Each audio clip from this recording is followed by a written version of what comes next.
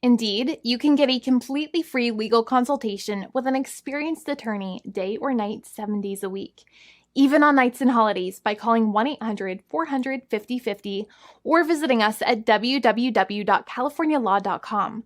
There's no fee unless we win. Today, we are going to talk about what you win when you win a lemon law case. The lemon law for defective vehicles can be very sour, but it can also be extremely sweet. Many people have defective cars, and everyone wants to know what you get when you win. Hello, and welcome again to our show. I am Allie. Every day, people are asking a lot of questions regarding the lemon law for defective cars.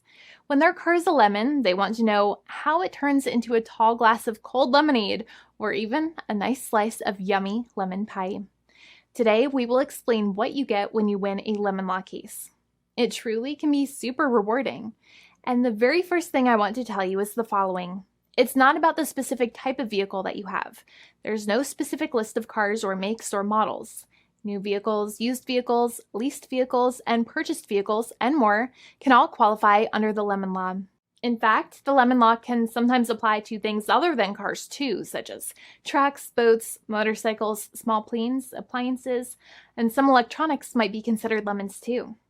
Let us know what you are dealing with in the comments below. However, the majority of cases that we see actually do have to do with defective cars and automobiles. First of all, I want to break down the basics of how the lemon law works. Basically, you got a vehicle that is defective or has problems, but the dealership cannot repair it within a certain number of times or within a certain number of days. If that's the case, then it might qualify as a lemon based on the state you live in. Pretty much every state of the 50 states of America has a lemon law. Unfortunately, sometimes automobile manufacturers don't focus on the safety of the vehicle and instead focus on the safety of their own cash pocketbooks and net profits. For that reason, if your car is a defective lemon, you should really know about your legal rights. So in the following, I'm going to tell you all about what you can get or win when you win a lemon law case. Some automobile manufacturers make a lot of money and are rich, and a lot of people hate the dealerships for taking their money and giving them a hunk of junk, the runaround, and a bunch of lies. But sadly enough, the lemon law is not designed to make you rich, and it is not intended to make you wealthy. Instead, the law is designed in a way that is supposed to put you in the position that you would have been if the vehicle had not been defective. It is supposed to make you whole. Even if you spent $60,000 or $70,000 on the car to fix up the car and spice it up, you still might not get that money back. It really depends. Even though the dealership might have lied to you, given you the runaround, and then failed to do their part. That's why it is important to give them the lemon drop down. By winning lemon law cases, consumers are really making the road a safer place for all drivers and pedestrians by making automobile manufacturers care more about consumer safety. Now, what you get when you win a lemon law case usually comes down to one of three possible options or remedies. Option 1 is that they might provide you with a replacement vehicle. Option 2 is that they might offer you a refund or what is called a lemon law buyback. Options 3, I will discuss option 3 a little later on in this video, and it is an important option you should know about as well with some real lemon juice. So let's start with the first remedy. Option 1 is that they can provide you with a replacement vehicle, which means you can basically trade your car in for a different vehicle, but there are some important things you should know about this option. The replacement vehicle should be a vehicle of similar value. The replacement vehicle should usually also be a vehicle from the same manufacturer with similar MSRP cost.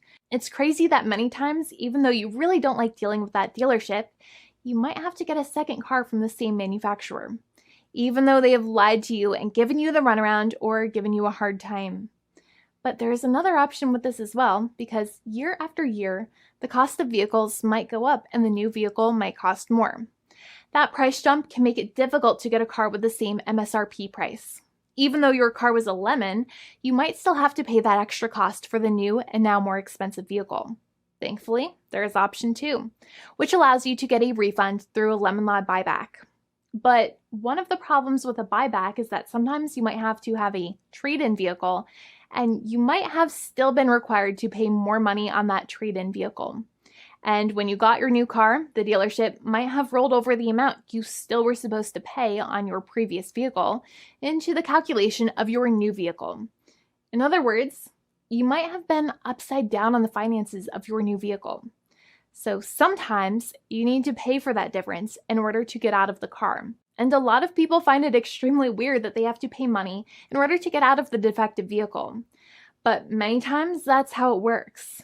Now, in a lemon law buyback, if you get a lemon law buyback, you usually get back what you paid. You may have bought the vehicle in a one lump sum all at once, or you more than likely had a finance or lease plan.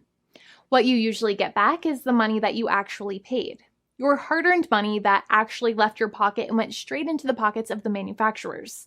So think about it for a second and try to calculate about how much you paid. Think about the down payment and also add up all of the monthly payments that you have made for your car so far. It can add up to a lot of hard-earned money. In some cases, it can add up to $30,000 or more, but every case is different.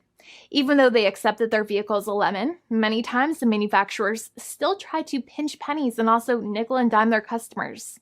So they deduct certain fees during the negotiations, such as an offset for mileage for the portion of time that your vehicle did not have problems. Sometimes it is legal for manufacturers to deduct such things from the settlement you end up getting, but many times they may be doing so incorrectly or it might be taking away too much of your personal money. Having a powerful negotiator and experienced attorney by your side can be very helpful. In addition, most lawyers do not charge you out of your own pocket for their attorney's fees and court costs.